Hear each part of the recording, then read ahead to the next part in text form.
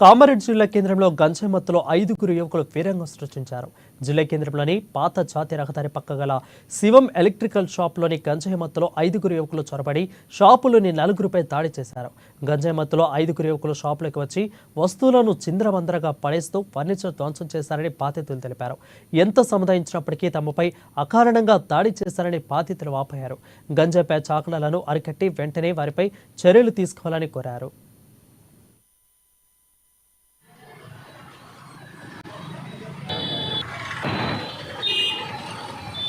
Sir షాప్లో మా పని మేము చేసుకుంటున్నప్పుడు 9:40 సార్ ఆ సమయం తెలియని వ్యక్తులు సార్ 4 వ్యక్తులు బయటకు వచ్చి వాళ్ళే గొడవ పెట్టుకుని షాప్లో లోపల దాకా వచ్చి షాప్లో పిల్లగాన్ని చూసి ఎందుకు చూస్తున్నాం అనుకుంటా కొట్టి తీవ్రంగా గాయం చేసారు సార్. దాంతోపాటు వస్తువులను చిందరబందర చేసి దుకాణంలో ఉన్న వస్తువులను కూడా డ్యామేజ్ చేసారు సార్. మొన్న జాకీ షోరూంలో కూడా ఇదే జరిగింది పరిస్థితి. సీసీ కెమెరాలు అద్దాలు అన్ని బలగొట్టినారు. ఈ రోజు శివం ఎలక్ట్రికల్లో జరుగుతుంది సార్. రేపు వేరే షాపులలో కూడా జరుగుతుంది సార్. ఇలా అయితే మా వృత్తి వ్యాపారాలు చేసుకోవాలంటే మాకు భయం అవుతుంది. కామారెడ్డిలో మందు బాబులకు గంజాయి బాసులకు అడ్డగా అయిపోతుంది సార్ కామారెడ్డి. దీనికి కఠిన చర్యలు కంపల్సరీ తీసుకోవాల్సిందే. ఈ రోజు మళ్ళీ ఏంటంటే సార్ మా ప్రాణభయం కూడా ఉంది సార్. వాళ్ళతో కఠినంగా శిక్షలు అయితే వాళ్ళు పర్చేస్ కాదు సార్. వాళ్ళు అసలు తెలియదు సార్ వాళ్ళు పర్చేస్